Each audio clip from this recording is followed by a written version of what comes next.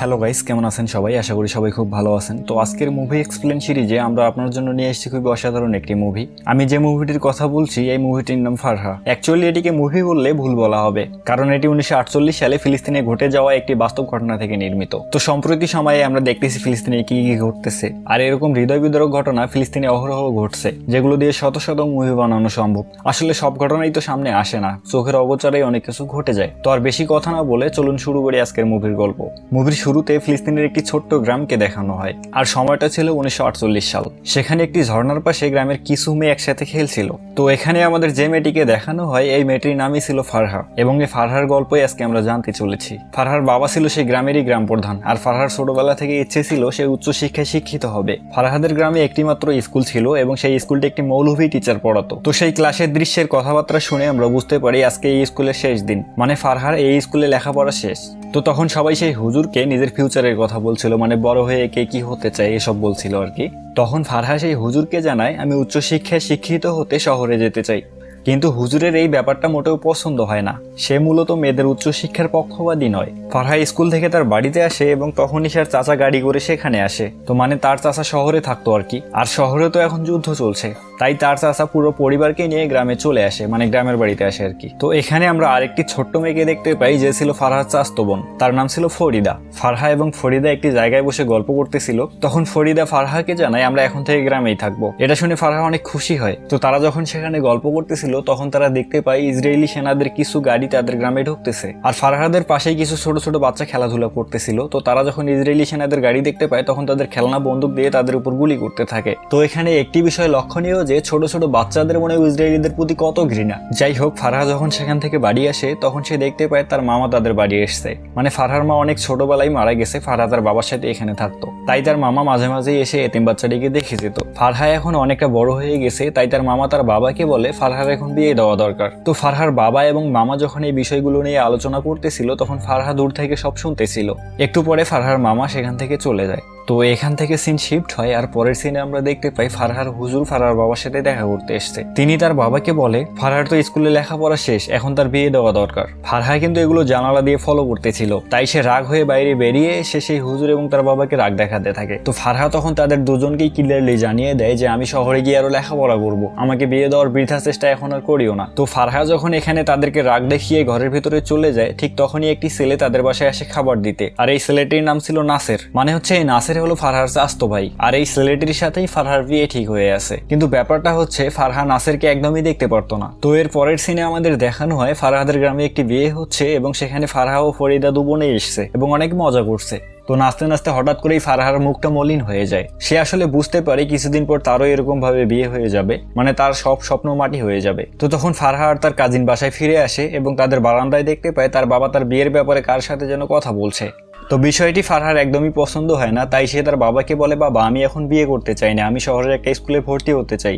তো ফারহার বাবা তখন ফারহাকে ভালোভাবে বুঝিয়ে বলে, মা দেখো তোমার বয়সী সকলেরই তো বিয়ে হয়ে যাচ্ছে, তোমারও বিয়ে করতে হবে মা। তো ফারহা এসব শুনে বুঝতে পারে যে তার স্বপ্ন এখানেই সমাপ্তি। কিন্তু তখনই ফারহাকে চমকে দিয়ে তার বাবা পকেট থেকে একটি কাগজ বের করে তার হাতে দেয়, এবং সে কাগজটি পড়ে দেখে এটা একটা ভর্তি ফর্ম শহরের বড় একটা স্কুলের। আর ফারহা তো এটা দেখে একদম মহা খুশি হয়ে যায়, এবং সে চিৎকার করে বলতে থাকে, আমার বাবা পৃথিবীর শ্রেষ্ঠ বাবা। তো তার পরদিন ফারহা খেয়াল করে তাদের বাসায় কিছু ফিলিস্তিনি সৈন্য এসেছে তার বাবার সাথে দেখা করতে। অ্যাকচুয়ালি ব্যাপারটা হচ্ছে তার বাবা যেহেতু গ্রাম প্রধান ছিল, তাই ফিলিস্তিনি সৈন্যরা তার বাবার কাছ থেকে নানা রকম সাহায্য পাচ্ছিল, আর ফারহার বাবা এটা করতেছিল খুবই গোপনে, যাতে কেউ জানতে না পারে। তো কথা বলা শেষ করে ফিলিস্তিনি যোদ্ধাগুলো তাদের বাসা থেকে বের হয়ে যায়, আর ফারহা বুঝতে পারে সামনে ভয়ঙ্কর কিছু অপেক্ষা করতেছে ফিলিস্তিনিবাসীদের জন্য। তো ওই দিন রাতে ফারহা ঘুমিয়ে পড়ে, আর সকালবেলা উঠে দেখতে পায় একদম চারদিকে শুনশান অবস্থা। তো সে ঘর থেকে বের হয়ে তার বাবাকে খুঁজতে থাকে, কিন্তু তার বাবার কোথাও কোনো চিহ্নই খুঁজে পায় না, তাই সে একটু চিন্তিত হয়ে যায়। তো কিছুক্ষণ পরে সে দেখতে পায় তার বাবা তাদের বাড়িতে একটি বাংকার টাইপ কিছু একটা তৈরি করতেছে, মানে শত্রুপক্ষের বড় হামলা থেকে রক্ষা পাওয়ার জন্য। তো তখন ফারহা তার বাবাকে কিছু না বলে সেখান থেকে গিয়ে ফরিদার সাথে গল্প করতে থাকে।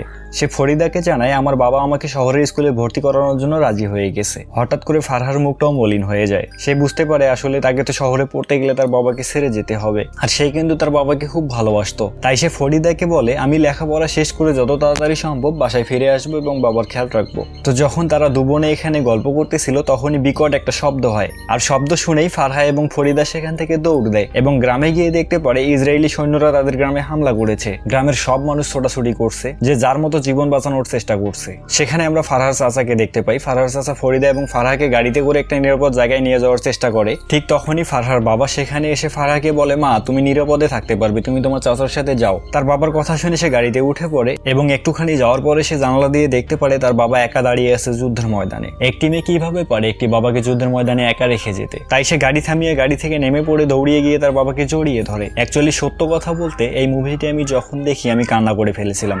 আমি সচরাচর নিজেকে কিন্তু খুব কঠিন মনের মানুষ হিসেবে দাবি করি, আর এই মুভিটি আমার সেই দাবিটিকে ভেঙে দিয়েছে। আমি কান্না করেছি, হ্যাঁ সত্যি। যাই হোক, ফারহার বাবা তখন ফারহাকে নিয়ে তাদের বাড়ি চলে আসে এবং একটি গোপন ঘর থেকে একটি বন্দুক বের করে। মানে ফারহার বাবার প্ল্যান ছিল সেই বন্দুকটি হাতে নিয়ে ইসরায়েলিদের ফাঁকি দিয়ে সে অন্য কোথাও চলে যাবে ফারহাকে নিয়ে। কিন্তু গেটের কাছে গিয়েই তারা দেখতে পায় ইসরায়েলি সৈন্যরা অলরেডি সব দিক থেকে ঘিরে নিয়েছে তাদের গ্রামকে। তাই ফারহার বাবা বুঝতে পারে অনেক দেরি হয়ে গেছে, এখন বাইরে পালিয়ে কোনো লাভ নেই। অবস্থা বেগতিক দেখে ফারহার বাবা করে কি, ফারহার বাবা ফারহাকে একটি ঘরে লুকিয়ে রাখে এবং যাবার আগে বলে, মা শোনো, যা কিছু হয়ে যাক না কেন তুমি এখান থেকে বের হবে না। কিন্তু ফারহা তার বাবাকে অনেক চেষ্টা করে আটকানোর, অনেক রিকোয়েস্ট করে থেকে যাওয়ার, কিন্তু তার বাবা বলে, দেখো মা, আমি একজন নেতা, যোদ্ধারা এখন যে পরিস্থিতিতে আছে আমাকে তাদের সাহায্য করা খুবই জরুরি। এসব বলে ফারহার বাবা সেখান থেকে চলে যায়, আর যাওয়ার আগে সে দরজার বাইরের দিক থেকে তালা লাগিয়ে দেয় যাতে করে কেউ বুঝতে না পারে ভিতরে কেউ আছে। তো বাইরে তখন অনেকক্ষণ যুদ্ধ চলার পর সন্ধ্যার দিকে একদম সব থেমে যায়, আর ফারহা কিন্তু তখন ঘরের মধ্যে একলাই ছিল। তো সবকিছু নিস্তব্ধ হয়ে যাওয়ার পর ফারহা তাদের ঘরের বাইরে পায়ের আওয়াজ শুনতে পায় এবং সে মনে করে তার বাবা হয়তো এখানে এসছে। তাই সে তখন বাবা বাবা বলে ডাকতে থাকে, কিন্তু কোনো রেসপন্স পায় না। তো যেহেতু সন্ধ্যা হয়ে গিয়েছিল তাই ফারহা সেখানে একটি হ্যারিকেন জ্বালায় এবং দেয়ালের একটি ফুটো দিয়ে বাইরে তাকায়। বাইরে তাকিয়ে সে দেখতে পায় সব দিকেই ফাঁকা, কোথাও কোনো মানুষ নেই।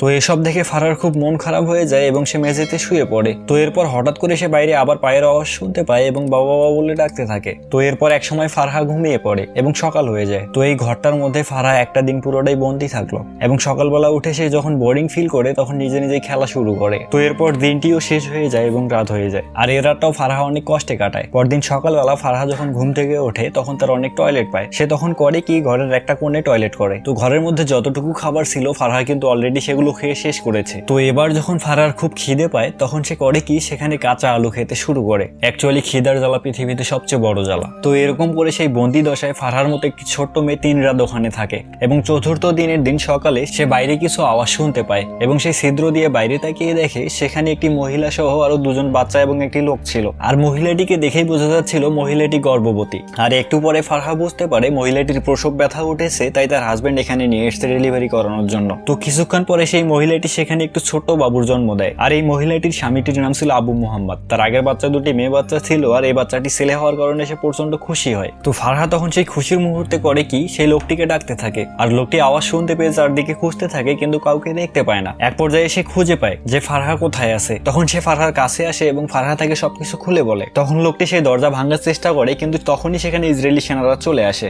ইসরায়েলি সেনারা সেখানে এসে সেই লোকটিকে গান পয়েন্ট করে জিজ্ঞেস করে, তুমি এখানে কি করতেছো? তখন লোকটি বলে, আমি এখানে পানি খেতে এসেছি, এটা আমার বাড়ি না। কিন্তু তখনই একটি ইসরায়েলি সেনা সেখানে কিছু রক্ত দেখতে পায় এবং তার সন্দেহ হয়। সে মনে করে এই লোকটি হয়তো ফিলিস্তিনি আহত যোদ্ধাদের সাহায্য করছে, আর রক্তগুলো মনে হয় কোনো যোদ্ধারই। তখন কমান্ডার পুরো বাড়ি সার্চ করতে বলে এবং খুঁজতে খুঁজতে তারা সেই লোকটির বউকে খুঁজে পায় এবং সেখানে একটি মহিলা সেনাকে পাঠায়। মহিলা সেনাটি দেখে এসে বলে এই মহিলাটি একটু আগে একটি বাচ্চার জন্ম দিয়েছে। তখন সেই কমান্ডার সেখানে এসে মহিলাটিকে অকথ্য ভাষায় গালিগালাজ করতে থাকে। মহিলাটি এসব সহ্য করতে না পেরে তার মুখে থুতু ছিটিয়ে দেয়। অ্যাকচুয়ালি এখানে যদি পার্সোনালি ভাবে আমি বলতে চাই, দেশটা কিন্তু ফিলিস্তিনিদের, বরঞ্চ তারাই আজকে পরাধীন। তো তাদের উপর রাগ আসাটাই স্বাভাবিক, থুতু না, তাদের মুখে তো জুতা মারা দরকার। যাই হোক, সেই সেনারা তখন লোকটির পুরো পরিবারটিকে সেখানে খুঁজে পায়। তখনই সেই লোকটি সেই কমান্ডারের পায়ে ধরে এবং কাঁদতে থাকে। সেই লোকটি কমান্ডারকে বলে, দেখুন এরা তো নিরীহ, এদের মারবেন না, প্লিজ দয়া করে আমাকে মারুন, এদেরকে ছেড়ে দিন। কিন্তু কমান্ডারটি কোনো কথা শুনে না এবং সবাইকে ফায়ারের অর্ডার দিয়ে দেয়। তো এখানে একটু পার্সোনালি কথা বলে নেই, আসলে এখানে যে ঘটনাটা ঘটলো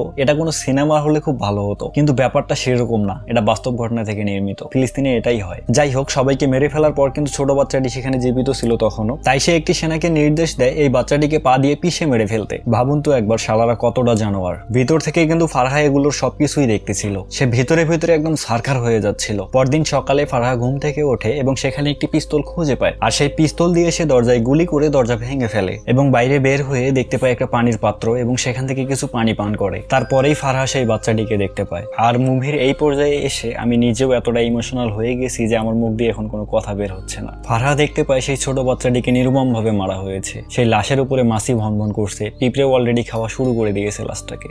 ফারহা যখন সবকিছুর পর সেই বাড়ি থেকে বাইরে বের হয় তখন সে দেখতে পায় পুরো গ্রামে কোথাও কেউ বেঁচে নেই। তো ফারহা সেখান থেকে বেরিয়ে তার সেই পুরনো দোলনাটিতে যায় এবং সেখানে বসে সে আনমনে তার অতীতগুলো নিয়ে ভাবতে থাকে। কত সুন্দর ছিল না তার অতীতটা। এবং একসময় সেখান থেকে উঠে অজানার উদ্দেশ্যে হাঁটা শুরু করে। আর এই ঘটনার বাস্তব মেয়েটির নাম ছিল রাদিয়া। আর সেই রাদিয়া এখান থেকে হাঁটতে হাঁটতে সিরিয়ার রিফিউজি ক্যাম্পে চলে গিয়েছিল এবং সেখানে গিয়ে এই গল্প সবাইকে শুনিয়েছিল।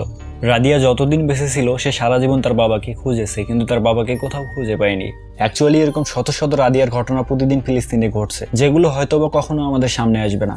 তো ভালো থাকবেন সবাই, টেক কেয়ার, খোদা হাফেজ। আর মানুষকে ভালো রাখার চেষ্টা করবেন, বিশেষ করে যারা আপনার উপর ডিপেন্ডেন্ট আর কি।